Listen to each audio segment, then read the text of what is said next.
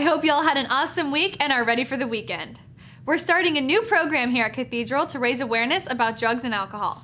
Here's Alexis, who found out more. Hey Dons, I spoke with our Dean of Students, Mr. Wallace, about Cathedral's new alcohol and drug awareness program. What is the drug and alcohol awareness program and why are we creating it? So the alcohol and drug awareness program, we've been working on it for about 2 years now, and we were looking at the trends in society and noticing that in society people were starting to become a lot more accepting of drugs and alcohol at earlier ages, which a lot of studies have shown has negative effects on their future. So we wanted to help address it with students. And what are some of the different aspects of this program? We're going to mostly focus on education first. A lot of students that I talk to have a lot of misunderstandings on how drugs work, how alcohol works, and how it changes their mind and their psyche. And then we're going to have other aspects of it as well, like in educating parents. We are going to also do some random testing for alcohol and drugs for our students on campus. And how can students find out more information about this program? We'll be holding informational meetings in the lecture hall for the next 3 Wednesdays, so on March 7th, 14th, and 21st. If you want to come in at lunchtime and ask any questions that you may have, I know there's a lot of misconception going around, so if you want to make sure that you have the correct information, swing on by to one of those lunch meetings. Thank you so much. If you have any questions about the program, come to the lecture hall at lunch on Wednesday, March 7th, March 14th, and March 21st. Thanks, Alexis. Junior Retreat returns today, and next Tuesday is a light group schedule. And now here's Luis for some info on the upcoming science fair. Hey Dons, I'm Luis, and today we'll find out more how our fellow Dons are competing at the San Diego Science Fair. Hey Dons, today I'm here with Kevin and Remy. So Remy, what was the process to get into the science fair? Well, the first thing you have to do is find a topic you're passionate about, and then you do some research on it, and then you base your project around this research. And then once you have all the information, you put it together in a PowerPoint, and then send that off to the fair, and then they'll either accept or deny it. And then once you're in, you just have to be prepared for the San Diego Science Fair. Kevin, what was the process to get into the science fair? So you have to have an idea. What you're going to end up doing is you're going to have a PowerPoint explaining your project. You're going to go into an abstract and you just explain everything you're doing. Then once you have that, you just submit it to the judges and they'll say, okay, that looks good or it doesn't, and you can go improve your project from there. So Kevin, how do you think your previous experience will help you succeed this year? So one thing about the science fair is it's really good for interviews, and it'll get you better more prepared for the real world.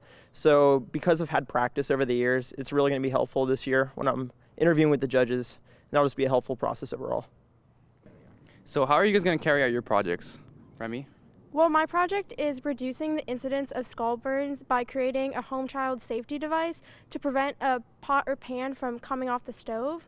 So I've created 13 different devices to try and resist a child pulling on the pan on the stovetop to prevent skull burns. What about you, Kevin? So my project's titled Optimization of Training in Convolutional Neural Networks, and that's a computer science project, so I'm focusing on artificial intelligence. If you have a bunch of handwritten digits, for example, the computer will be able to detect it and then translate that into typed numerical values. All right, congratulations, Dons, and thank you. Thanks, Luis. It is already March and third quarter ends next week, so make sure to turn in all those missing assignments. Seniors. Good morning, Dons, and welcome back to CCTV Sports. This week, the winter sports season ended and the spring sports kicked off. The Mission and Ministry Department will be hosting the Spring Sports Liturgy for all spring sports this Saturday, March 3rd at 4 o'clock. All spring teams are expected to attend if they are not in a tournament or have a game at that time. As for this week's scores, the girls' water polo team lost a tough game against Carlsbad High School 2-4. They had an amazing season and were 20-5 overall. The girls' basketball team lost to number 1 seed La Jolla Country Day 30-50 in the Open Division CIF. They too had a great season with an overall record of 20-9. The boys soccer team beat CCA 1-0 in their first round of Open Division CIF and continue to move up. Now we're to Pascal, who talked to the girls soccer team. Hey Dons, I'm Pascal Curry, and I caught up with varsity girls soccer team captain Katya Portamore to recap on the soccer season. So Katya, how was the season? This season we had a lot of fresh talent on the team with DA happening this year. A lot of girls that played last year had to make the decision between club or playing high school. And so a few of us like Casey, Ocon, Emily McKinnon and I, we decided to play ECNL, so we were able to finish out our high school season. And so, Katya, who are some of the standouts this season? Having a lot of new players on our team, 12 rookies, we had a ton of potential in our freshman class. Maddie Smith and Sophia Aragon really stepped it up and played a big role in our team, as well as Marie. She played with a lot of fire in the midfield. And yeah, it was nice to see a lot of girls on our team really step up and fill those big roles.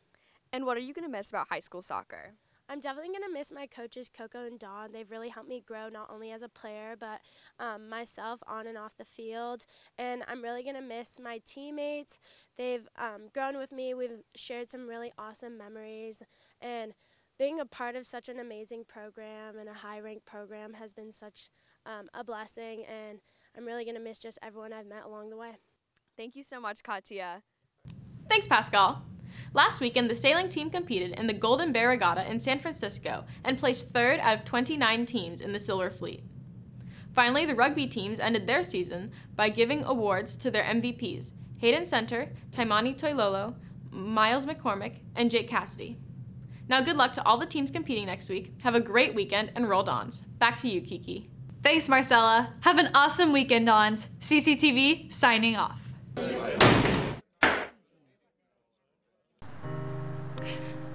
I've been battling for 3 months with senioritis. Okay. Senioritis is just, it's something we live with, you know? It affects our daily life. Like, I just don't want to get out of bed in the morning. I go home sick from school about 3 times a week.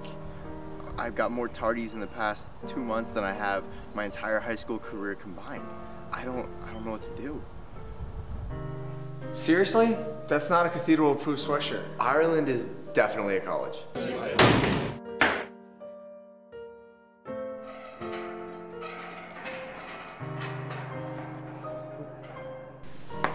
Yo, where are you going? It's not even 2:20 yet.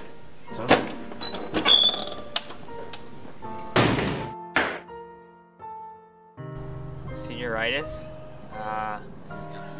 Honestly, I have a really hard time getting out of my bed every morning to go to school.